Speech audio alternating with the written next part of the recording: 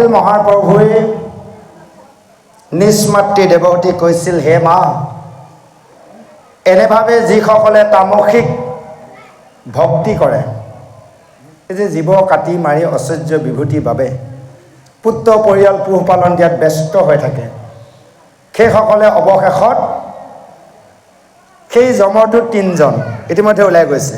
কালপোৱা সফুৱাৰ Ben কামোৱা, নাৰিকল গছৰ সমান ওখ, কলা ঘিতমতীয়া, চকুকেইটা হেল'জেন লাইটৰ দৰে জ্বলি থাকিব, এখন হাতত লোহাৰ ডাং, এখন হাতত চামৰা জৰি। এই তিনিজনে আহি, তাই দুজন আহে, অতি মহাপাপীজনৰ ওচৰত তিনিজন আহে, ধৰি বান্ধি যমৰ ওচৰত হাজিৰ কৰাব আৰু যম আজ্ঞাক্ৰমে শাস্তি প্ৰদান কৰিব। ইতিমধ্যে ওলাই গৈছে। এই শাস্তি প্ৰদান কৰি তেওঁ 84 লক্ষ ইউনি ভ্ৰমণ কৰি এই যে অকণমান পুণ্য থাকে, এই পুণ্যৰ দ্বাৰা পুনৰ এই মনুষ্য জন্ম পায়। ইতিমধ্যে মনুষ্য জন্ম কথাও ওলাইছে। সেই জীৱসমূহ ব্ৰহ্মৰূপে পিতৃ অক্ষীয়ত স্থিতি হয় আৰু তাৰপিছত মাতৃ গৰ্ভলৈ সেই ঔৰসৰ দ্বাৰা সন্তান জন্ম হয়। কৈছে, যেতিয়া আছিলি মন্ত্ৰই ব্ৰহ্মকুণ্ডত, বায়ুৰূপে স্থিতি ভৰিলা পিতৃৰ শিৰত, পিতৃৰ ঔৰসে মাতৃৰ গৰ্ভত, 10 মাহ 10 দিনত সেই সন্তান জন্ম হয়। এই যে জন্ম হোৱাৰ লগে লগে জীৱসমূহে অনেক দুখ যন্ত্ৰণা পায়। 5 বছৰ বয়সলৈ কেঁচুৱা অৱস্থাত মহে খায়, দাহে খায়, তেওঁ একো ক'বও নোৱাৰে, নিজে খেদিবও নোৱাৰে, হয়নে বাৰু? কিমান দুখ যন্ত্ৰণা সকলোৱে ভোগ কৰি আহিছোঁ। অৱশেষত এনেভাৱে আহি আহি যেতিয়া 5 বছৰ পূৰ্ণ হয়, 5 বছৰ তেতিয়া এটি শিশুক গুৰুৰ ওচৰত পঢ়িবলৈ স্কুলত এডমিশ্যন দিয়া যায়। আজিকালিতো 5 বছৰ নহয়, 3.5 বছৰ 4 বছৰতে দিছে, হয়নে বাৰু? শাস্ত্ৰসন্মত 5 বছৰত ল'ৰা ছোৱালীক পঢ়াব লাগে। উল্লেখিত কৈছে, কপিল মহাপ্ৰভুৱে মাতৃক কৈছে, হে মা, এনেভাৱে 5 বছৰ বয়সত গুৰুগৃহত পঢ়িবলৈ সেই ল'ৰা ছোৱালীক পঠোৱা যায় আৰু যেতিয়া সেই ল'ৰা ছোৱালীয়ে পঢ়া শুনা নকৰে, গুৰুৱে মাৰে। আজিকালি ল'ৰা ছোৱালীক কিন্তু মাৰিব নোৱাৰে, মাষ্টৰ মাষ্টৰণী, হয়নে বাৰু? আগতে ল'ৰা ছোৱালীক আমাক যি শাস্তি দিছিল, মাষ্টৰে কি কৰিব, টেবুলত তলত মূৰটো সুমুৱাই দিব, হাফ পেণ্ট পিন্ধি পিন্ধি যাওঁ, পেণ্টটো ক'ব বুটামটো খোলা পিছত টিকাকেইটা উলিয়াব দিব, তাৰপিছত এছাইয়েদি কোবাই চিকনিয়ে দি। আজিকালি পাৰিব নোৱাৰে। তাৰপিছত যে তাত দুখ যন্ত্ৰণা পায়, পিতৃ মাতৃয়ে খেলিবলৈ নিদিয়ে, খেলা ধূলাত ব্যস্ত হয়, পিতৃ মাতৃও ধৰি 2 এচাট দিয়ে। সেইবাবে শিশুকাল গ'ল, যৌৱন কালত উপস্থিত হ'ল। এতিয়াৰ 12 বছৰ বয়সত এজন যুৱক ল'ৰা ব্ৰহ্মস্থিতি হয় সিহঁত। এইখিনি সময়ৰ পৰা ল'ৰাবোৰৰ অকণমান উদন্ত স্বভাৱ হয়, খুব সাৱধান পিতৃ মাতৃ। আৰু এগৰাকী যুৱতী 12 বছৰত পুষ্পিতা হয়। আজিকালিতো 9 বছৰতো হোৱা দেখিছে, যুগৰ অনুসাৰে, হয়নে বাৰু? আগমতে 12 বছৰ, কাৰো কোনোবা 14 বছৰতো হৈছে। গতিকে এই 12 পৰা এই বয়সখিনি কিন্তু খুব সাৱধান। সেইকাৰণে ল'ৰা ছোৱালীক 5 বছৰ, শাস্ত্ৰসন্মত 5 বছৰ বয়সলৈ খুব মৰম কৰিব লাগে। 5 বছৰৰ পৰা 16 বছৰ বয়সলৈ পূৰা শাসনত ৰাখিব লাগে পিতৃ মাতৃয়ে। আমাৰ আকৌ ওলোটা, ল'ৰাটো ছোৱালীজনী যেতিয়া ডেকা গাভৰু হ'ব, পিতৃ মাতৃয়ে শাসন কৰিবলৈ আৰম্ভ কৰে, নেমানিব কেতিয়াও। কাৰণ এই 5 বছৰ বয়সৰ পৰা শাসন, 15-16 বছৰ বয়সলৈ, 15-16 বছৰ পাৰ হৈ 16 বছৰত সোমোৱাৰ লগে লগে ল'ৰাটো বা ছোৱালীজনীক কেতিয়াও শাসনৰ চিন্তা নকৰিব, তেতিয়া বন্ধুত্বপূৰ্ণ হিচাপে ব্যৱহাৰ কৰিব। সেইকাৰণে কৈছে, ছোৱালী যদি ভৰিত মাকৰ চেণ্ডেল বা পামচু সমান সমান প্ৰয়োজন হৈ গ'ল, সেই ছোৱালীজনীক মাকে শাসন কৰাৰ দৰকাৰ নাই। ল'ৰাৰ যদি ভৰিত দেউতাকৰ জোতা চেণ্ডেল ধৰিলে, তেওঁ ল'ৰাক আৰু শাসন কৰাৰ প্ৰয়োজন নাই। তেতিয়া বন্ধুত্বপূৰ্ণ ব্যৱহাৰ কৰিব লাগিব। কিয় কৰিব লাগিব বুজাই দিছোঁ। বৰ্তমান সময়ত দেখিছে বহুতো লগ বন্ধু আছে, ল'ৰা ছোৱালীও ভালটো বহুত কম, বেয়াই বেছি আছে, হয়নে বাৰু? সংগত পৰি ল'ৰা ছোৱালী বেয়া হৈ যায়। গতিকে চাওক, এতিয়া সকলোতকৈ যদি আটাইতকৈ ভাল বান্ধৱী, ছোৱালীজনী বান্ধৱী নিজৰ মাকে হ'ব পাৰে, মাকৰ লগত সকলো যদি দুখ সুখৰ কথা পাতিব পাৰে, তেতিয়াহ'লে বেলেগত এগৰাকী বান্ধৱী বিচাৰি নাথাকে, থাকিব স্কুলৰ জীৱনৰ বান্ধৱী, হয়নে বাৰু? আটাইতকৈ ভাল বান্ধৱী যদি মাকে হয়, প্ৰতিটো মুহূৰ্তত মাকৰ লগত সকলো কথা পাতে, মাকেও সোধে, তেনেহ'লে তেতিয়া বেলেগৰ লগত এইবোৰ কথা পাতিবলৈ নেযায়। আৰু তেনেভাৱে আটাইতকৈ যদি ভাল বন্ধু নিজৰ দেউতাকে ল'ৰাটো হ'ব পাৰে, তেতিয়া ল'ৰাই যদি দেউতাক সকলো কথা ক'ব পাৰে, বেলেগ ল'ৰাক বন্ধু বিচাৰি নুফুৰে, হয়নে বাৰু? তেতিয়া সকলো কথা পাতিব। আমাৰ জীৱনত স্কুলত পঢ়াৰ সময়ত পাইছিলোঁ, মোৰ লগৰ এজন বন্ধু আছিল, তেওঁ দেউতাকে বাইক চলাই যায়, ল'ৰাটোক বাইক চলাব দিয়ে, চলাই যায়, দেউতাকে উঠি যায়। পিছত গৈ দেউতাকে কয়, যেতিয়া ছোৱালী দেখা পায় কিছুমান, ল'ৰাটোক কয় কোনজনী ভাল লাগিছে কওঁ বুলি ক'ব। তে মই ভাবিছিলোঁ দেউতাকটো অলপ মেণ্টেলি প্ৰব্লেম নেকি বুলি ভাবিছিলোঁ, আমি নাজানো তেতিয়া। আচলতে তেওঁ শাস্ত্ৰৰ জ্ঞান ব্যৱহাৰ কৰিছে জীৱনত। তেনেভাৱে যদি ল'ৰাৰ দেউতাকে লগ লাগি যদি ছোৱালীৰ কথা পাতিব পাৰে, তেতিয়াহ'লে বেলেগ বন্ধু কিয় বিচাৰিব, হয়নে বাৰু? তেতিয়া দেউতাককে ক'ব বোলে দেউতা মোৰ অমুকজনী ছোৱালী ভাল লাগিছে, দেউতাকে ক'ব বোলে ভালদৰে তুমি চোৱা, যদি ভাল হয় ঠিকে আছে, নহ'লে তুমি কেঞ্চেল কৰা। লগৰ বন্ধুৱেতো তেনেকৈ কয়, হয় নাই অমুকী কয় অমুকেই ভাল হ'ব, বুদ্ধি দিয়ে নে নিদিয়ে? ছোৱালীৰ ভিতৰতো কয় এই অমুকটো ল'ৰা ইমান ঠিক পোৱা নাই, তাতো কৈ তুমি অমুককে প্ৰপ'জ কৰাই ভাল হ'ব, কথা এটা কৈছোঁ, হয়নে বাৰু? গতিকে ভাল যদি বান্ধৱী মাকে হ'ব পাৰে ছোৱালীজনী, ভাল বন্ধু যদি ল'ৰাটো হ'ব পাৰে, তেনেহ'লে সেই ল'ৰা ছোৱালী কেতিয়াও বেয়া হ'ব নোৱাৰে। আজি কৈছে সুন্দৰভাৱে, এনেভাৱে 5 বছৰ অতিক্ৰম কৰি যেতিয়া 12 বছৰত সোমাল, তেতিয়া যৌৱন অৱস্থাত উপনীত হ'ল। আৰু সেই সময়ত ল'ৰা ছোৱালীবোৰ অকণমান উদন্ত হয়। সেইকাৰণে কৈছে এনেভাৱে তেওঁলোকে যেতিয়া যৌৱন অৱস্থাত আহিব, তেতিয়া তেওঁলোকৰ মন কেতিয়াও শান্তি নাথাকে, অশান্তিতে থাকে। ক'ত যাম, কি কৰিম, কাৰ লগত কিছুমান ৰং ৰহস্য কৰিম, এনে ভাৱনাই তেওঁ মনটো উগুল থুগুল হয় থাকে। তে এই কামাৰটোৰ ভাৱেদি তেওঁ দিনে ৰাতি সুখ শান্তি কেতিয়াও নেপায়। যে এনেকুৱাভাৱে যেতিয়া ভাৱনা জাগ্ৰত হয়, তেতিয়া জানি ল'ব এজন যুৱক, এগৰাকী যুৱতী জানি ল'ব নিজৰ ধ্বংস পথ বাছি ল'বলৈ গৈছে। আৰু তাতে সেই সময়খিনি যদি 16 বছৰলৈ পাৰ কৰাই দিব পৰা যায়, তেনেহ'লে তেওঁ মগজুলৈ অকণমান জ্ঞান বুদ্ধি আহিব, নিজে বিবেচনা কৰিব পাৰিব মই এই কামটো কৰা ভাল নে বেয়া। সেইকাৰণে আমি প্ৰতিজন পিতৃ মাতৃয়ে এই ব্যৱস্থাইহে আমি সতি সন্ততিক জ্ঞান দিব লাগে। সেইকাৰণে ভাগৱতৰ 3য় স্কন্ধৰ কপিল দেৱহতী আখ্যান নৱপ্ৰজন্ম যুৱক যুৱতী আৰু নৱবিবাহিতা দাম্পতীসকলে একান্তভাৱে শ্ৰৱণ কীৰ্তন কৰিব লাগে। সেইকাৰণে কৈছে যে এনেভাৱে কৈছে পঞ্চভূতি দেহক নিজৰ দেহ বুলি ভাবে। এই দেহটো আমাৰ নহয়, সিটি অপৰ তেজ মূৰ বোম, আমি বেলেগৰ পৰা ধাৰ কৰি কিছু বস্তু ৰাখিছোঁ। আৰু তাৰে লগত আছে আমাৰ 14টা দেৱতত্ত্ব, সেয়া বেলেগৰ দেৱসকলৰ পৰা লৈছোঁ। সেইকাৰণে আমাৰ লাহে লাহে বয়সৰ লগত এই তত্ত্বসমূহ শক্তি কমি যায়। য'ৰ পৰা আনিছোঁ তলৈ গুচি যায়। তদনুৰূপ কাৰোবাৰ পৰা যদি আপোনালোকে ধন ধান ধাৰে লৈছে, দুদিন দেৰিকৈ হ'লে এদিন পৰিশোধ কৰিবই লাগিব, নেলাগিব নেকি বাৰু? গতিকে এই দেহটো আমি বেলেগৰ পৰা ধাৰ লৈছোঁ, ভাড়া লৈছোঁ, গতিকে এই দেহটো আমি পুনৰ সেই ধাৰ পৰিশোধ কৰিব লাগিব। সেইকাৰণে আমাৰ দেহৰ বয়সৰ লগত শক্তিবোৰ কমি গৈছে। সেই সময়ত সেইসকল ল'ৰা ছোৱালীয়ে কেতিয়াও এই কথা নেজানে। সেইকাৰণে 7ম স্কন্ধৰ ভাগৱতত প্ৰহ্লাদে দৈত্য শিশুসকলক কৈছিল, শুনিও দৈত্য শিশু হ'ব, এৰিও আন কৰ্ম, কুমাৰ কালতে কৰা ভাগৱত ধৰ্ম। এতিয়া ভাগৱত ধৰ্ম কোনটো জানে? এয়া নহয়, আপোনালোকে মোবাইলত পাইছে সৰু সৰু ল'ৰা কিছুৱে ভাগৱত পঢ়িছে, সেয়া ভাগৱত ধৰ্ম নহয়।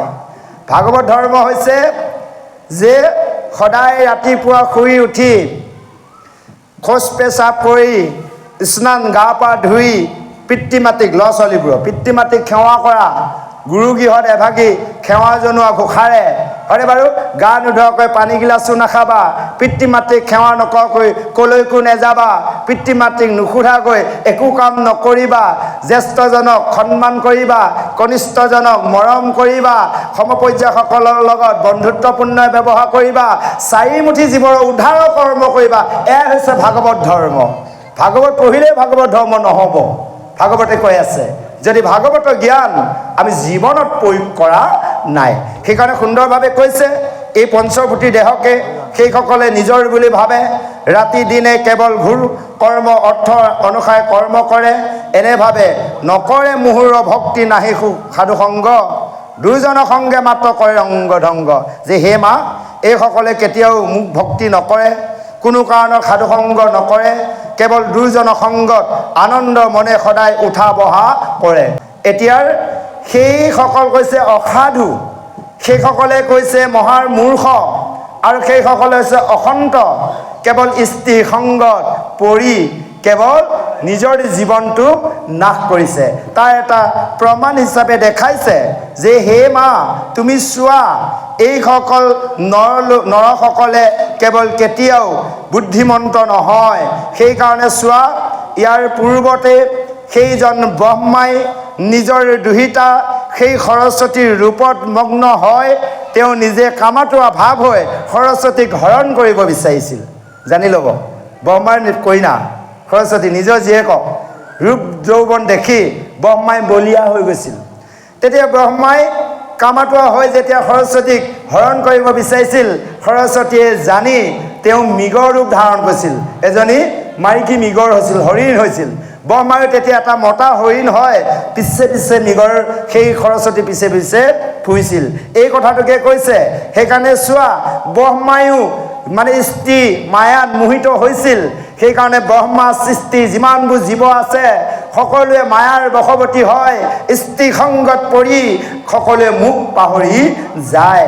সেইকাৰণে এই মায়াৰ পৰা কেৱল পৰিত্ৰাণ বচাব পৰা এই সংসাৰত কেৱল এজনেই আছে, সেইজনে হৈছে প্ৰভু নাৰায়ণ। সেই কৈছে কিন্তু নাৰায়ণ বিনে নেদেখো বিচাৰি, তাংক মাত্ৰ মোহিবে নোৱাৰে একো নাৰী। কোনো নাৰীয়ে ভগৱন্তক মোহিব নোৱাৰে।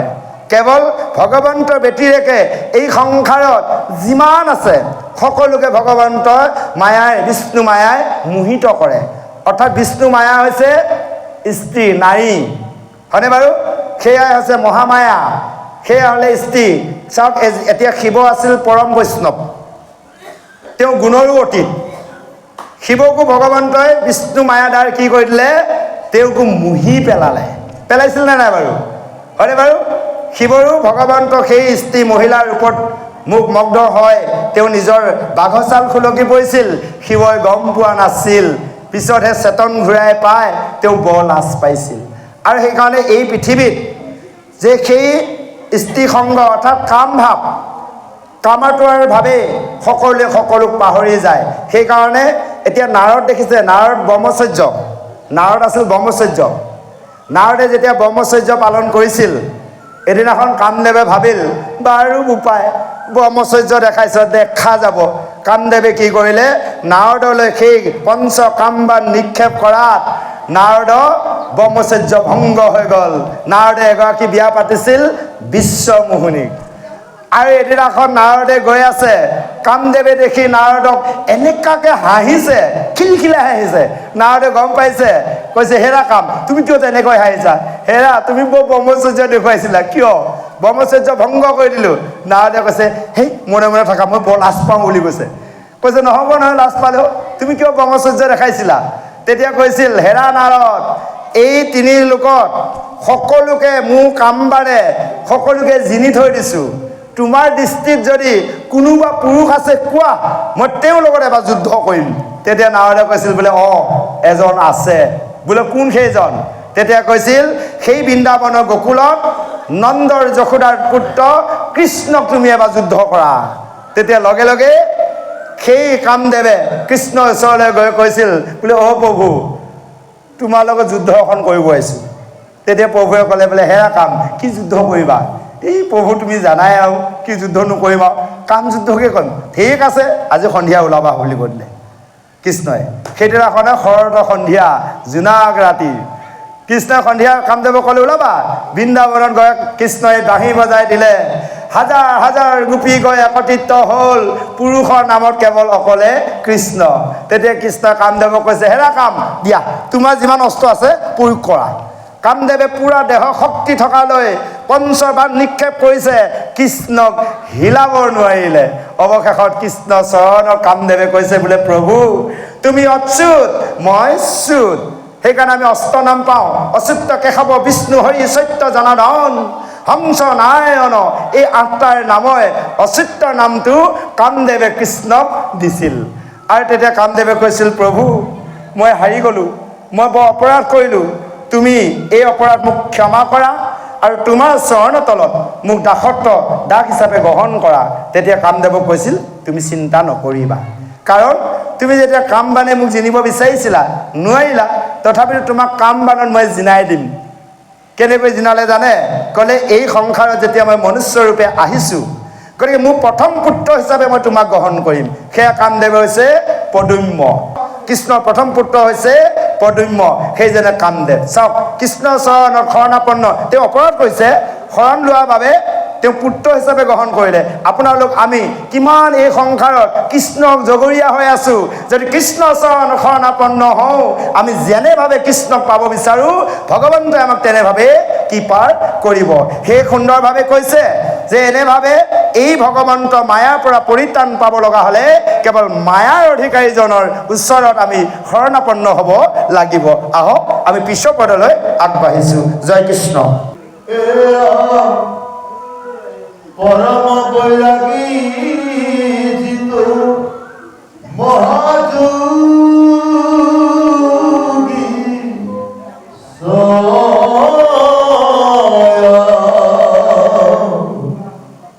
নরকরদার বলে ইস্তিক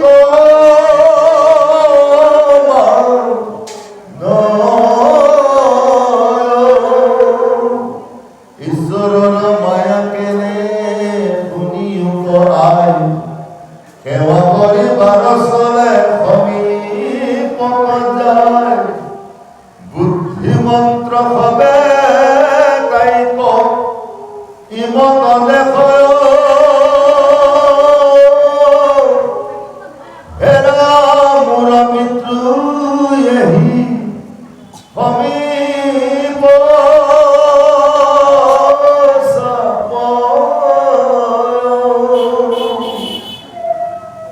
যিটো ইস্তি মুকুত হৈ বেকৱাছে ইচ্ছা সুন্দৰ পতিকুতেহে দেখি বেকমিছা নাৰীক চিন্তিয়া জীৱন সেহি ভাব হয়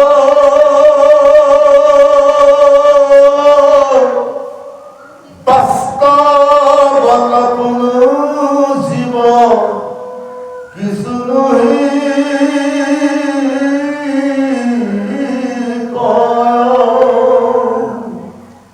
জাপ স্বামী কৰি মই মানুহ অজ্ঞানত নহি গয়পতি তু মিত্ৰ বিচাৰত এহি মতে গুণি যিটো ভুলে ভাগ্যৱতী পতি পুত্ৰ এৰি মুত কৰূপ ভকতি পুৰুষেও পুত্ৰ ভাজা সংগ পৰি হৰি ৰাতি দিনে মুহুক ভোগ যত্ন কৰি এহি মতে তজু আগে কৰিলো কত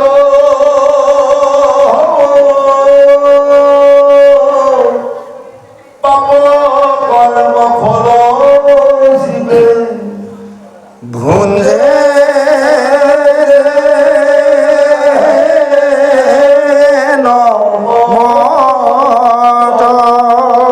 জয় কৃষ্ণ।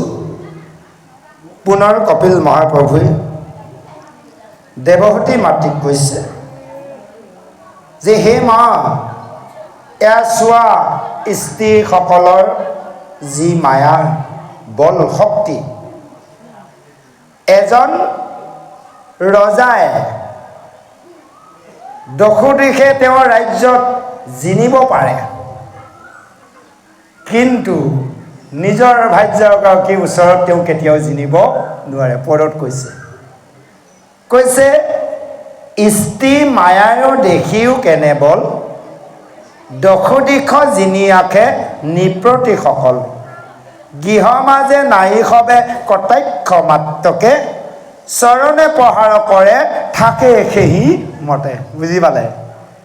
এজন ৰজা হ'ব পাৰে, পৃথিৱীৰ ৰজা, কিন্তু নিজৰ ভাৰ্যাগৰাকীৰ ওচৰত প্ৰজাৰ দৰে থাকিব লগা হয় হয়নে নহয় কওক আপোনালোকে হয় আৰু আইসকলে জানে আইসকলে যি ক'ব আপোনালোকৰ প্ৰভু জানে তাকে কৰিব লাগিব গতিকে সেইকাৰণে যিমানেই ৰজা মহাৰাজা দেখাই নাথাকক যিমান বীৰ দেখাই নাথাকক পৃথিৱী জিনিব পাৰে ভগৱন্ত এই মায়াৰ অৰ্থাৎ স্ত্ৰী কেতিয়াও জিনিব নোৱাৰে এই কথাটো সুন্দৰভাৱে আজি কপিল মহাপ্ৰভুৱে দেৱহতী মাতৃক কৈছে অৰ্থাৎ আপোনালোক আমাক কৈছে সেইকাৰণে চোৱা কৈছে এই কথা জানি চোৱা নিজৰ হিতৰ চিন্তা কৰা হে মা স্ত্ৰী সংগ কেতিয়াও নল'বা এতিয়া মাকক কৈ আছে স্ত্ৰী সংগ নল'বা মাকেতো স্ত্ৰীয়ে কাক কৈ আছে আপোনালোক আমাক কৈ আছে যে কোনো কাৰণত স্ত্ৰী সংগ নকৰিবা আৰু পৰম বৈৰাগী হয় যিজন মহাযোগী সেইজনে নৰকৰ দ্বাৰ বুলি জানে স্ত্ৰীসকলক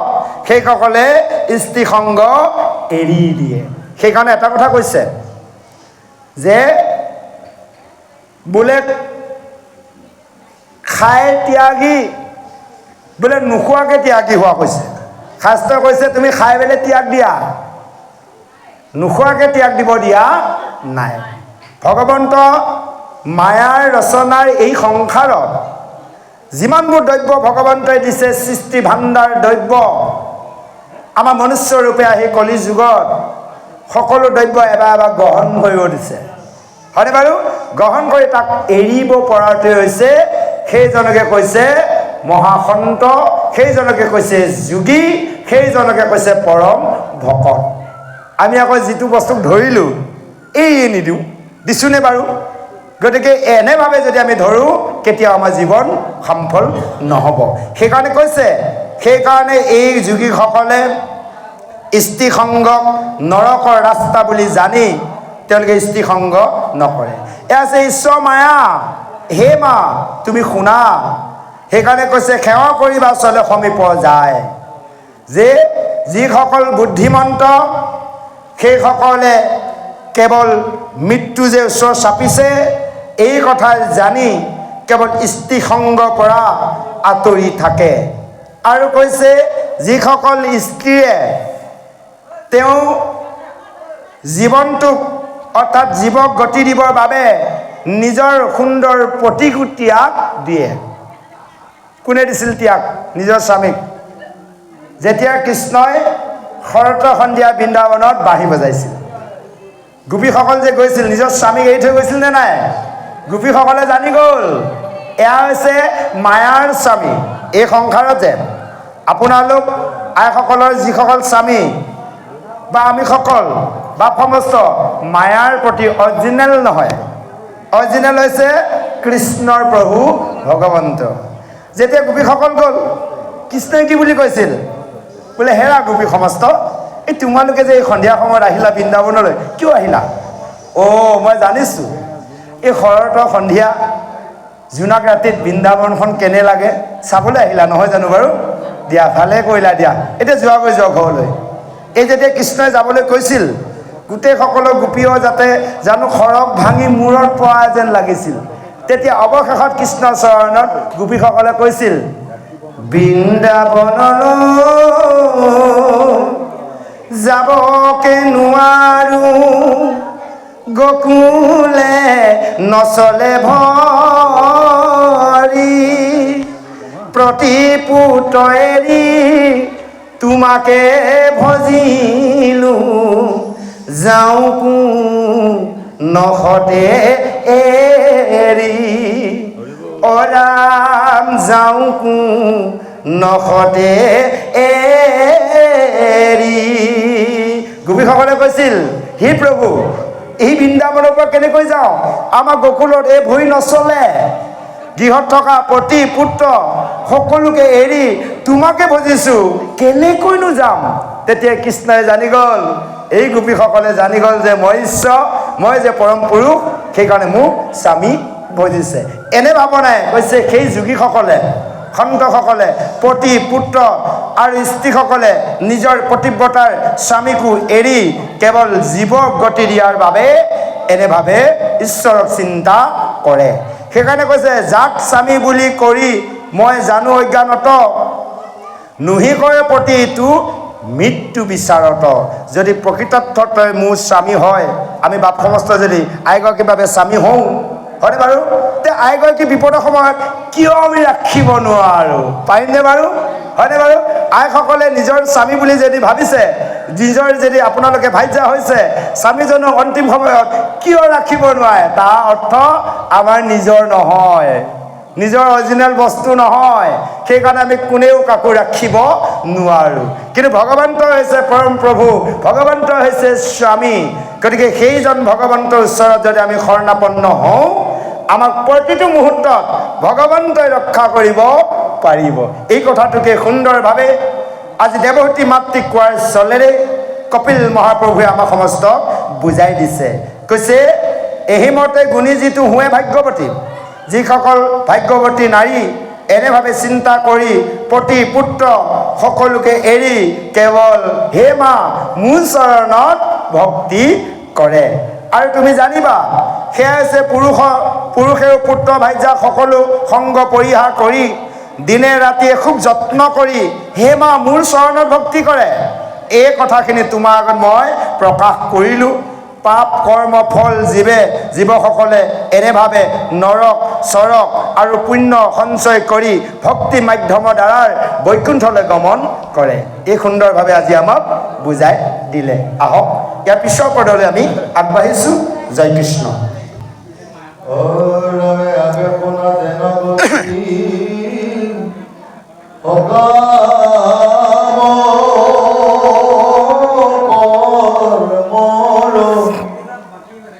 ইহাশ্রম ধর্মে স্থিত হইয়া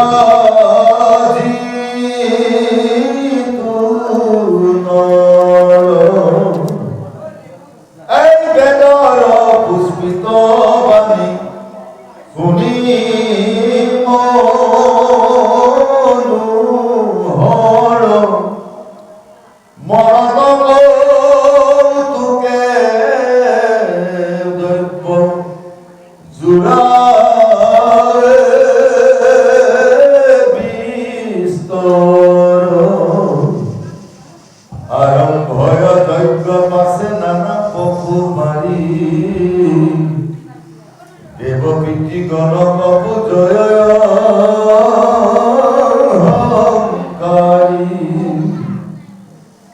করয় কল্প মূলে পাইপু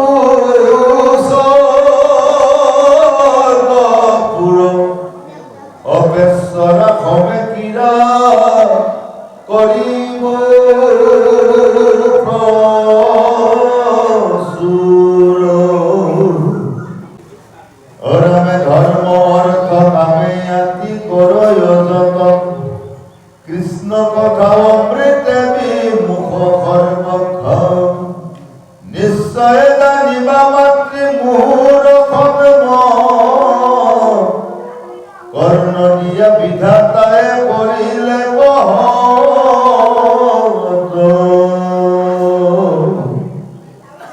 অসুতর কথা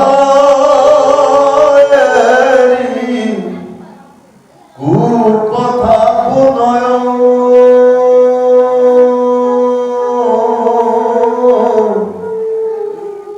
যেহেন করে রঙ্গে বিস্থাপ ভুল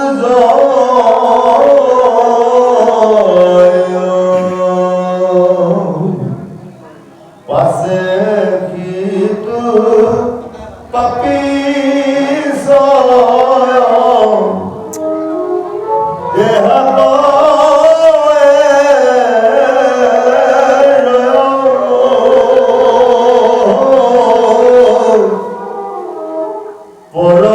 পরময়নন্দে সর্ব পুরব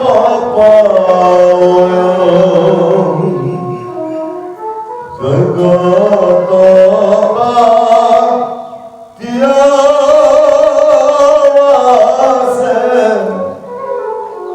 যত পশুষয়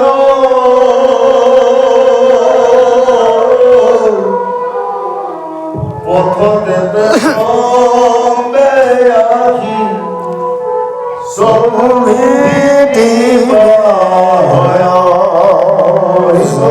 কৃষ্ণ। পুনৰ দেৱহতী মাতৃক কপিল মহাপ্ৰভুৱে কৈছে, হে মা, এতিয়া মই তোমাক এই সকাম ভক্তি কৰিলে কি হয় জীৱসমূহক এই কথা কওঁ শুনা। যে গৃহশ্ৰমতে থাকি ধৰ্মস্থিত হয় যিসকল নৰয়, বেদৰ পুষ্পিতৰ বাণী শুনি যিসকলে মনৰ আনন্দত দ্ৰব্য গোটাই যজ্ঞ আৰম্ভ কৰে পশু পক্ষী বধ কৰি। গৃহত কৰি থকা নাইনে বাৰু? জীৱ মাৰি মাৰি খাই থকা হয়, আপোনালোকে পালন কৰিব জানো?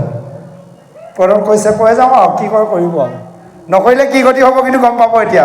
যে এতিয়া কৈছে এনেভাৱে গৃহ আশ্ৰমত থাকি হে মা, যিসকল নৰয় কেৱল জীৱৰ মাৰি কাটি হয়নে বাৰু কৈছে আৰম্ভ যজ্ঞ পাছে নানা পশু মাৰি দেৱক পিতৃক পূজয় অহংকাৰী। পিতৃ মাতৃ বোলে শ্ৰাদ্ধ মাছ মঙহ যোগাৰ কৰক, হয় পিতৃক দিব লাগিব পিণ্ড দান, ভকতক খুৱাব লাগিব। ভকতে মাছ মাংস নেখায়, আমি হ'লো ভকত ৰূপী সেইকাৰণে খাওঁ, হয়নে বাৰু? শাস্ত্ৰই কৈছে, শাস্ত্ৰই নিবাৰণ কৈছে। আমি পৰা নাই, লাহে লাহে কিন্তু এৰিব লাগিব। একেদিনাখনে এজন মানুহে জন্ম হৈ শিশুৰ পৰা সি ডাঙৰ হোৱা নাই, লাহে লাহে হৈছে। তেওঁ জ্ঞান বুদ্ধি নাছিল, লাহে লাহে শিকিছে। কিন্তু আমি জীৱনত শাস্ত্ৰৰ জ্ঞানসমূহ লাহে লাহে জীৱনত প্ৰয়োগ কৰি আমি নিকাৰ হ'ব লাগিব।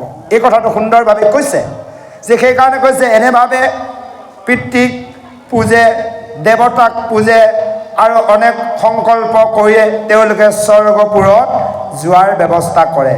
সেই স্বৰ্গত গৈ অপেশ্বৰসকলৰ লগত আনন্দৰ সুখেৰে অপেশ্বৰসকলৰ লগত ক্ৰিয়া কৰা চিন্তা কৰে। এনেভাৱে কামে হিত অৰ্থাৎ তেওঁলোকে সকামী কৰ্ম নানা কৰ্ম কৰে আৰু ধৰ্ম অৰ্থ কাম এইসকলক যত্ন নকৰে আৰু কৃষ্ণ কথাত সেইসকলে প্ৰতিটো মুহূৰ্ততে বিমুখ হয়। আমাক সদায় কৃষ্ণ সন্মুখ হ'ব দিছে, কৃষ্ণ বিমুখ হ'লে আমাৰ বিপৰীত হয়। কৃষ্ণ সন্মুখ আমি হ'ব পাৰিব লাগিব। সেইকাৰণে কৈছে হে মা, এই কথাখিনি তুমি কৰ্ণপাতি শুনা। যে অচ্যুতৰ কৃষ্ণৰ কথা যিজনে নুশুনয়, কৈছে অচ্যুতৰ কথা এৰি কুকথা শুনয়, যেহেনে শুকৰে জংগে বিস্তা ভুঞ্জয়। এতিয়া কৃষ্ণ কথা এই আমি গ্ৰাম্য কথাত বেছি থাকোঁ নে নাথাকোঁ? গতিকে সেইকাৰণে কৈছে গ্ৰাম্য কথাৰ কথন মলিন হয় বাণী, তাকো শুদ্ধ কওঁ কৃষ্ণ কথা বখানে। এতিয়া আমি গ্ৰাম্য কথা পাতিলে মুখৰ বাক্যবোৰ জোঠা হৈ যায়। সেইকাৰণে আমি কৃষ্ণ কথাই যদি কথা পাতোঁ আমাৰ বাক্য শুদ্ধি হয়। সেইকাৰণে এজন একান্ত ভকতে কাৰোবাক যদি কয় তোমাৰ বিপদ হ'ব, হৈ যাব, ডাঙৰ কথা নাই, একে লগে লগে হ'ব, হয়নে? আৰু সেইকাৰণে একান্ত ভক্তজনে কাকো অভিশাপো নিদিয়ে। কোনোবাই দুখ দিলেও তেওঁ ভাবে কি জানে, দে এইখন মোৰ দুখ পাবলগীয়া আছিলে, ঈশ্বৰে দিয়াইছে আৰু, হয়নে বাৰু? একান্ত ভক্তজনে কাকো অভিশাপ নিদিয়ে, কাৰো প্ৰতি তেওঁ ক্ৰোধান্বিত নহয় আৰু তেওঁ লোভ মোহ কাম ক্ৰোধ মত মচুৰ্য একোৱেই নাথাকে। এতিয়া আমি ভকতৰূপীভাৱে দুবাষাৰ দৰে কিবা এটা ক'লে কিয় ক'ব আপুনি, আহি যাব, হয়নে বাৰু? দুবাষা এনেভাৱে কেতিয়াও আমি জীৱনক ধন্য কৰিব নোৱাৰিম। এই কথাখিনি সুন্দৰভাৱে কৈছে যে হে মা, এনেভাৱে সেই কৃষ্ণ কথা এৰি কেৱল গ্ৰাম্য কথা পাতে। যেনেকৈ গাহৰিয়ে বিস্তাত পৰি, সেইটা সি ডাবত পৰি দেখিছে আপোনালোকে, পুহিছেও এটা সময়ত, হয়তো কোনোবাই এতিয়াও পুহি আছে। এই যে তাতে পৰি ইমান লেতেৰে পেতেৰে খাদ্য খায়, ঠিক আমাক কৈছে কৃষ্ণ কথা এই যদি গ্ৰাম্য কথা পাতিছোঁ এটা গাহৰিৰ লগত তুলনা দিছে। আৰু কৈছে পাছে সিটো পাপীয়ে যেতিয়া এনেভাৱে সংসাৰত জীৱ বধ কৰি মাৰি মাৰি খাই যজ্ঞ পূজা কৰে, অৱশেষত অন্তিম সময়ত এই দেহ এৰি যেতিয়া স্বৰ্গপুৰলৈ যাব, এই যে যজ্ঞত যিমানবিলাক পশু মাৰিছিল কাটিছিল, এইসকল জীৱ ক'ত গৈছে? স্বৰ্গপথত লাইন হৈ ৰৈ থাকিব। কি কৰিব বাৰু? বিশ্বপথত দিয়া আছে। এই কথাখিনি জনাৰ পিছত আপোনালোকে কি চিন্তা কৰিব আমি এইবোৰ কথা জানিয়ে শাস্ত্ৰৰ সন্মতভাৱে জীৱনত খোৱা বেয়া কৰ্ম জীৱনত খোৱা বেয়া খাদ্য জীৱনত খোৱা বেয়া বাক্য এৰিবলৈ চেষ্টা কৰিছোঁ আহক আমি পিছৰ পটকে ভাগি প্ৰভুজনৰ বলিষ্ঠ কণ্ঠে আমি শ্ৰৱণ কৰোঁ জয় কৃষ্ণ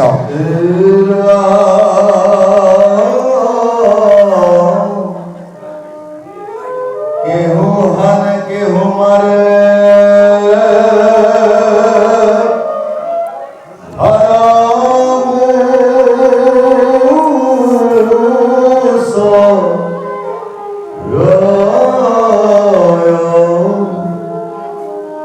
উখান ধরিয়া কত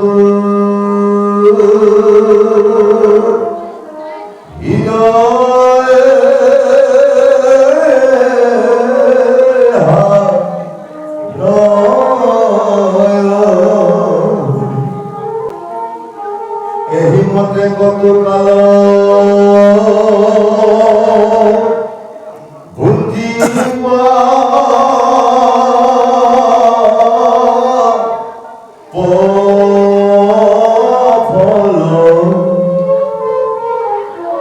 দেবে যাই স্বর্গ পায় পাতকি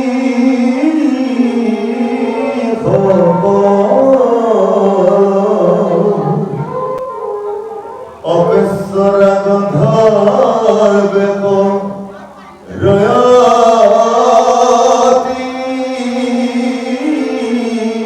রস্তারো পরে ইথানর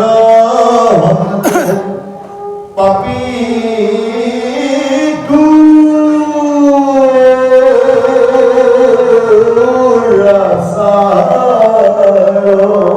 জয় কৃষ্ণ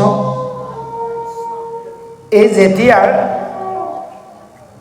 সেইজন মনুষ্য এই যে সংসাৰৰ জীৱ মাৰি মাৰি কাটি কাটি যে খালে এই দেহ এই যেতিয়াৰ স্বৰ্গ পথলৈ যায় এই যিমানবোৰ জীৱ যেনেভাৱে মাৰিছিল গোটেইবোৰ জীৱৰ স্বৰ্গ পথত লাইন হৈ ৰৈ থাকে কাৰোবাৰ যদি মুৰ্গী এটাক ডিঙি মচৰি মাৰিছে ৰৈ আছে এই আত্মা যোৱাৰ লগে লগে বাটত ধৰি ডিঙি মুচৰিব এই যেনেভাৱে মাৰিছিল তেনেভাৱে মাৰিব কোনোবাই যদি অস্ত্ৰৰে হানি মাৰিছিল তেনেকুৱা এডাল প্ৰকাণ্ড জাঠি লৈ ৰৈ থাকিব কোনোবাই যদি দাহেদি কাটি মাৰিছে প্ৰকাণ্ড এখন দা লৈ ৰৈ থাকিব যোনে যি অস্ত্ৰই জীৱসমূহ ইয়াত মাৰি মাৰি খাইছিল সেই স্বৰ্গপথত ৰৈ থাকিব কৈছে কেহু হানে কেহু মাৰে ঘূৰৰ মোচৰ ৰয় কোঠাৰ ধৰি কটু হৃদয় হানয় এহি মতে কটু কাল ভুঞ্জি পাপৰ ফল তেবে যায় স্বৰ্গ পাৱে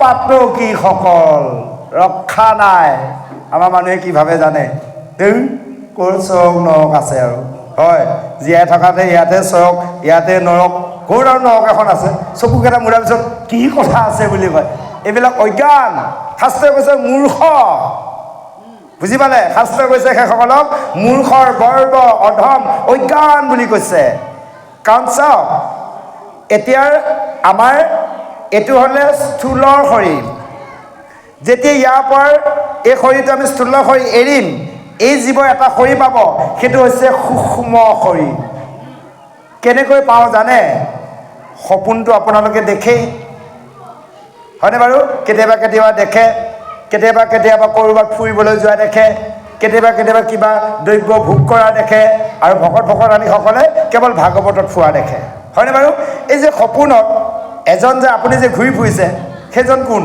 ইয়াততো শুই আছে আপোনাৰ দেহটো পৰি আছে সেইটো হ'ল সূক্ষ্মৰ দেহ কেতিয়াবা কোনোবা শুই থকা ভাই যায় নে নাযায় কেতিয়াবা যদি ভয়ানক সপোন দেখা ভাই জীৱ গুচি গ'ল তেনে এইটো যাতনাৰ দেহ এই দেহটোৱে কিমান লাখ লাখ বছৰ যন্ত্ৰণা ভোগ কৰিব লাগিব আৰু যদিহে কেতিয়াবা নাম কীৰ্তন কৰি থকা দেখি থাকোঁতে গ'ল এইটো হ'ল আপোনাৰ চিন্ময় দেহ বৈকুণ্ঠ গম পালেনে গতিকে সেইকাৰণে ভকতে কি দেখে ভকতানীসকলে ক'ৰবাত ভাগৱত ক'ৰবাত নাম কীৰ্তন কৰা ক'ৰবাত ভকতৰ সংগত থকা ভকত সেৱা কৰা এই ব্যৱস্থাৰে যদি আমি সপোন দেখিবলৈ লওঁ জানি ল'ব আমাৰ মুক্তিপথ খোলা হৈ আছে আজি সুন্দৰভাৱে কৈছে এনেভাৱে এইসমূহ জীৱই বাটত ধৰি ধৰি অনেক শাস্তি দিব কঠোৰ কালৰ পিছতহে যায় সেই জীৱই স্বৰ্গ পায় আৰু স্বৰ্গত পোৱাৰ লগে লগে সেই নন্দন বনত অপেশ্বৰসকলৰ লগত কিছুদিন ক্ৰিয়া কৰিব ক্ৰিয়া কৰে যদিও তেওঁ কিন্তু মনত এটা ভয় হৈ থাকিব কিয় জানে ইয়াৰ আগত পুণ্য কৰি যোৱা জীৱসকল পুণ্য শেষ হৈছে নৰকত পেলাই আছে চকু আগত দেখি আছে তেওঁ ভয় আহি গ'ল হাই হাই এই যে মোৰ ধনকেইটা আছে শেষ হোৱাৰ লগে লগে মইতো যাবই লাগিব এই ভয়ত তেওঁলোকৰ বোলে স্বৰ্গত সুখ আৰু শান্তি নাই আৰু এই যে নৰকত যিসমূহ জীৱক যমৰ আজ্ঞাক্ৰমে যমদূতে শাস্তি দি থাকে চিঞৰি বাখৰি থাকে তাৰ শব্দ স্বৰ্গত বোলে লংঘি থাকে এই চিঞৰ শুনি পুণ্যৰ সঞ্চয় কৰি থকা জীৱসমূহ সদায় ভয় হৈ থাকে দিনে ৰাতিয়ে খোৱাও শান্তি নহয় থকাও শান্তি নহয় কেৱল ভয়তে থাকে কেতিয়া মোৰ পুণ্য শেষ হ'ব কোনদিনাখন মোক নৰকত পেলাই দিব হাই হাই কি ভুল কৰিলোঁ ইমান সুন্দৰ যুগত কলি যুগত মনুষ্য জন্ম পাই হৰিক নভজিলোঁ সাধুসংগ নকৰি জীৱ মাৰি কাটি খাই পুত্ৰ পৰিয়ালক পোহপালন দিয়াত ব্যস্ত হয় কি যে ভুল কৰিলোঁ চিন্তা কৰি থাকিব কিন্তু ৰক্ষা নাই বিধি বিধান কোনেও তাৰ পৰা সাৰিব নোৱাৰে কেৱল সাৰিব পৰা এটাই ব্যৱস্থা আছে এই কলি যুগত ভাৰতবৰ্ষত যি আমি মনুষ্য জন্ম পাইছোঁ এই জন্মতে যদি এইবোৰ সকলো কৰ্মফল নাশ কৰিব নোৱাৰোঁ তেনেহ'লে পুনৰপি জনম পুনৰপি মৰণ এই দুখ যান্ত্ৰণা ভোগ কৰিব লাগিব সেই এনেভাৱে কৈছে যে সুন্দৰভাৱে কৈছে এনেভাৱে জীৱসমূহে কেৱল পুণ্য লৈও অশান্তিত থাকিব লগা হয় আৰু যেতিয়া পুণ্য শেষ হৈ আহিব লাহে লাহে বেছি নাই আৰু ধনকেইটা শেষ হ'ব আৰু কালি পৰহি তেতিয়া গন্ধৰ্ব অপেশ্বৰসকলে সেই পুণ্যাত্মাক নিন্দা কৰা হ'ব বেয়া পোৱা হ'ব সকলোৱে সংগ নিদিয়া হ'ব ধন কমি আছে চাব বাহ্যিকত চাওক এজন ধন থকা মানুহ সেই সংগ আছে তে যে ধন কমি আহিল কোনোবা এজন ধৰি ল'লোঁ টাউনৰ মাটি বেচিলে বিশেষকৈ আমাৰ এছ টি মানুহখিনি মাটি বেচি বেচি ভিখাৰী হৈ গৈছে হয় গাঁৱত সোমাইছে থকা ধনকেইটা কেইদিনমান এনজয় কৰিছে তাই দুই এজনটো খাওঁতে খাওঁতে গুচিও গৈছে হয় নে নহয় বাৰু তেতিয়া ধনকেইটাৰ বাবে তেওঁ ঢেৰ বন্ধু সেইকেইটা দিন দেখিলে এওঁ বা মাটি বেচা ধনকেইটা নাইকিয়া হৈছে তেওঁ লাহে লাহে লগ নিদিয়া হৈছে বুজি পালে এই স্বৰ্গত এই পুণ্য ধন লৈ যোৱাৰ বাবে প্ৰথম ঢেৰ সংগ পাব অপেশ্বৰসকলে ওচৰত আহি মাতি থাকিব আহা মোৰ লগত অকণমান লীলা কৰা যেতিয়া ধন শেষ হ'ব ফিও নাচায় তেতিয়া এই নিন্দা কৰা হ'ব তেতিয়া ইন্দ্ৰই কোনোবা এজনক চকু ইংগিতত ক'ব মুখেদি নকয় দে এওঁ গটা মাৰি দে বুলি ক'ব তাৰ পৰা ডাইৰেক্ট স্বৰ্গৰ পৰা গটা মাৰি দিব সোধপোছ নাই ডাইৰেক্ট স্বৰ্গৰ পৰা নৰকত পেলাই দিব নৰকত পোৱাৰ লগে লগে জানে নহয় সেই তিনিটা কথা কৈছিলোঁ যে কালপোৱা খপোৱা বেং কামোৱা ধৰিয়ে ল'ব ৰক্ষা নাই গম পালেনে গতিকে এনেকুৱা জন্ম যদি ল'ব বিচাৰিছে এনেকুৱা যদি দুখ যান্ত্ৰণা ল'ব বিচাৰিছে আগৰ নিয়মতে থাকক আৰু যদি নাই তেনেহ'লে আজিৰ পৰা জানি জীৱনৰ কৰ্ম বাক্য খাদ্য পৰিৱৰ্তন কৰক যে সুন্দৰভাৱে কৈছে যে এনেভাৱে কৈছে হে মা এইসকল লোকে যেতিয়া এনেভাৱে দুখ যান্ত্ৰণা ভোগ কৰে আৰু এই কথা জানি হে মা কি কৈছে তুমি এৰিও কৰ্মগণ সাৱধান কৰি আতি কায় বাক্য মন যে তুমি সকলো এৰি কায় বাক্য মনে মোৰ চৰণত শৰণ লোৱা আহক আমি পিছৰ পদলৈ আগবাঢ়িছোঁ জয় কৃষ্ণ একান্ত ভক্তি ভাবে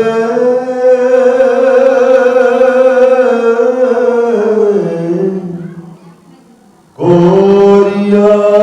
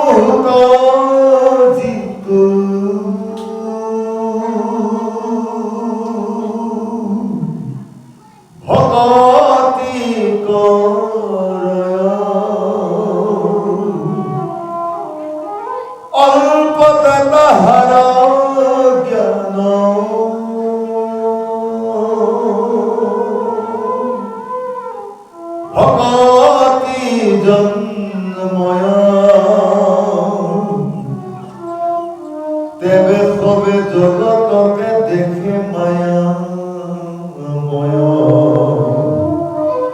অনায়াসে গয়া পুর স্বরূপ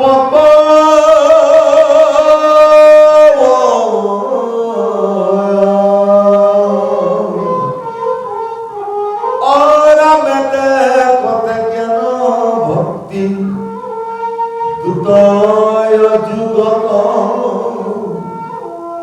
একে ভগবন্ত্র প্রাপ্তি হুয় অন্তত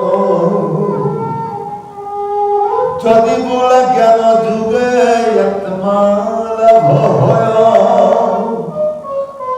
ভজনীয় ঈশ্বরক ভক্তি পায়। জয় কৃষ্ণ। পুনৰ কপিল প্ৰভুৱে দেৱহতী মাতৃক কৈছে, হে মা, এনেভাৱে যেতিয়া এই জীৱসমূহক পুণ্য ক্ষয় হোৱাৰ লগে লগে স্বৰ্গৰ পৰা ঢক্কা মাৰি নৰকত পেলাই, এনেভাৱে জীৱসমূহে এই সংসাৰৰ অৰ্থাৎ 84 লক্ষ ইউনি ভ্ৰমণ কৰি কৰি অনেক দুখ পাব লগা হয়। এই কথা জানি হে মা, সকলো কৰ্ম এৰি তুমি সাৱধানে কাৰবাইক মনে কেৱল মোক ভক্তি কৰিবা। আৰু কৈছে, একান্ত ভকতে পাৱে কৰিয়া যতন, মই ঈশ্বৰত মাত্ৰ পখিও শৰণ। একান্তভাৱে কাৰবাইক মন সকলো সাৱধান কৰি এক কৰি কেৱল কৈছে কৃষ্ণ চৰণত আমি ভক্তি কৰিব লাগিব। এই যে আমি অকণমান আগত কৈছিলোঁ, ঈশ্বৰৰ কৰ্ম কৰাৰ সময়ত, সাধু সংগত থকাৰ সময়ত আমি একমনভাৱে, সেইকাৰণে শাস্ত্ৰৰ পদৰ শেষত উপদেশত কয়, সাৱধানে একমনে একচিত্তে নিৰন্তৰে ৰাম ৰাম যে কৈ থাকে যে, হয়নে বাৰু? আমাক সোঁৱৰাই থাকে, কাৰণ ইয়াত বহি থাকোঁতে ক'ৰবাত মন প্ৰাণ অকণমান আমাৰ বিচলিত হৈ যায়, হয়নে বাৰু? গতিকে সেইকাৰণে কয় সাৱধান একচিত্ত একমনে সোঁৱৰাই থাকে, যাতে আকৌ ক'ৰবালৈ যোৱা মনটোক আনি আমি আকৌ ভগৱন্তৰ চৰণত লগাব পাৰোঁ। সুন্দৰভাৱে কৈছে যে, হে মা, এনেভাৱে তুমি মোৰ চৰণত শৰণ লোৱা। আৰু যিজনে জানে যে সমস্ত জীৱৰ জগতৰ ভূতত মই আত্মাৰূপে বিৰাজ হৈ আছোঁ, আৰু এনেভাৱে জানে যিজনে, আৰু সেইজনে যে হে মাতৃ সততে মোক চিন্তা কৰে, এনেভাৱে যিজনে মোক ভক্তি কৰে, তেওঁ অকণমান সময়তে অকণমান দিনতে বোলে ভক্তি জ্ঞান জন্ম হয়। গম পালেনে? আমি কৃষ্ণক নভজালৈ আমাৰ কেতিয়াও ভক্তি জ্ঞান জন্ম নহয়। আমি ভজিব লাগিব। একেদিনাখনে কিন্তু আমি ইমান ডাঙৰ ভকত হ'ব নোৱাৰোঁ। একেদিনাখনে কৃষ্ণৰ বিস্তৰ কথা আমি জানিব নোৱাৰোঁ, আৰু কৃষ্ণৰ লীলা মহিমা কথা আমি জীৱনতো জানি শেষ কৰিব নোৱাৰোঁ। কাৰণ ব্ৰহ্মাই 4 মুখে, শিৱই 5 মুখে, অনন্ত সহস্ৰ মুখে ভগৱন্তৰ গুণ লীলা কৈ গাই আদি অন্ত নেপালে। আমি সামান্য মনুষ্যই এইখন মুখে পাৰিমনে বাৰু? সম্ভৱ কেতিয়াও নহয়। সেইকাৰণে আমি যি জানিব পাৰিছোঁ, যি বুজিব পাৰিছোঁ, তাকেই জীৱনত প্ৰয়োগ কৰি তাকেই আমি আনক 10জনক সেই জ্ঞানৰ কথাৰ আমি আলোচনা কৰিব লাগে। এই কথাটোকে সুন্দৰভাৱে কৈছে যে, হে মা, এনেভাৱে কৈছে মোক ভক্তি কৰিবা, তেহে অল্প দিনতে ভক্তি জ্ঞান জন্ম হয়, আৰু তেতিয়া এই জগতৰ এই মায়াময় সংসাৰখনৰ পৰা অনায়াসে সেইজনে গতি লাভ কৰি মোৰ স্বৰূপ পায় বুলি কৈছে। স্বৰূপ বুজিছে? তাৰ ভগৱন্তৰ ৰূপ। গম পালে? ভগৱন্ত কৈছে, মোৰ চৰণ চিন্তা যিজনে কৰে, মই সেইজনক মোৰ দেহটোকো এৰি দিওঁ। আছে নেকি এই পৃথিৱীত কোনোবাই নিজৰ দেহটো এৰি দিয়া? দিবনে বাৰু? কেতিয়াও নিদিয়ে। চাওক, স্বামী ভাৰ্যা ইমান আপোন, দিছেনে কোনোবাই দেহটো এৰি? হয়, স্বামীৰ লগত ভাৰ্যাই কেতিয়াও মৃত্যুবৰণ কৰা নাই, ভাৰ্যাৰ লগত স্বামীয়ে মৃত্যুবৰণ কৰা নাই। গ'ল আৰু হয়, অকণমান বয়স থকা হ'লেতো দিগদাৰ আজিকালি, আকৌ এজনক বিচাৰি ল'ব। হয়, আৰু আমাৰ প্ৰভুসকলক সেইটোৱে, বয়স থকা হ'লে এগৰাকী গ'ল আৰু আন এগৰাকী পাম, হয়নে বাৰু? গতিকে ইয়াৰ শাস্ত্ৰৰ কৈছে কি জানে? গতিকে সেইকাৰণে কৈছে এইবোৰ হ'লে মায়াময়, এইবোৰ বিশ্বাস নকৰিবা। কেৱল সুদৃঢ় বিশ্বাসে কৈছে, কৃষ্ণই কৈছে আজি মোৰ চৰণত শৰণ লোৱা।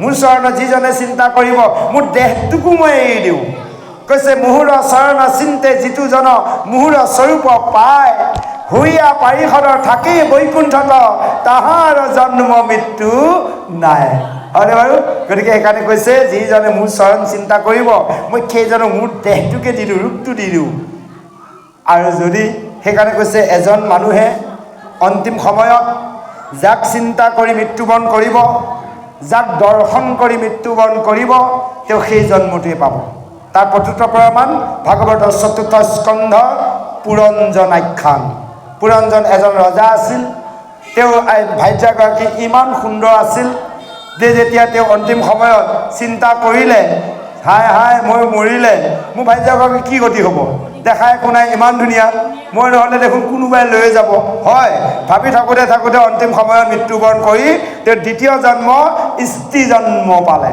চাওক প্ৰমাণ পঞ্চম স্কন্ধত দিলে জড়ভৰত আখ্যান হয়নে বাৰু যে সেই ভৰত ৰজাই ৰাজ্যভাৰ এৰি বিষয় বৈৰাগ্য ভাৱ লয় পুত্ৰক ৰাজ্যভাৰ দি বনলৈ গৈ বনাশ্ৰম ধৰ্ম পালন কৰি সেই হৰিণা পোৱালি মায়া পৰি গ'ল আৰু তেওঁ অন্তিম সময়ত হৰিণা পোৱালি এৰি থৈ গ'ল চিন্তা কৰি কৰি মৃত্যুবৰণ কৰোঁতে হৰিণ জন্ম পালে এয়া আমাক দেখাই দিছে আপোনালোক আমিও হৰিণ মায়া পৰি আছোঁ জানে নাজানে কোনকেইটা জানে নাতিকেইটা জয় কৃষ্ণ বুজি পালে এইকেইটা হৰিণ মায়া এইকেইটা মায়া আমি এৰিব লাগিব শাস্ত্ৰই কৈছে পুত্ৰ হয়নে নাতি ভাইজা ঐশ্বৰ্য বিভূতি এইবোৰ মায়াই তুমি মোক ভজা বিষয়ত গ'লেতো মায়াটো থাকিবই হয়নে বাৰু তথাপিতো আমি এই যে গুৰু সেৱা কৰা সময়ত সাধুসংগ কৰাৰ সময়ত সেইবোৰ মায়া আমাৰ পৰা আঁতৰাই ৰাখিব লাগিব তেতিয়া আমি এইকণ সময়তো আমি ভগৱন্তক পোৱাৰ ব্যৱস্থা আছে যে সেইকাৰণে কৈছে সেইজনে অনায়াসে মোৰ স্বৰূপটো পায় এতেকে জ্ঞান ভক্তি দুটাৰ যুগত একে ভগৱন্ত প্ৰাপ্তি হোৱা অন্তৰত সেইকাৰণে জানি ল'বা জ্ঞান ভক্তি দুই যুগতে মোক যে পায় এই কথা মা জানিবা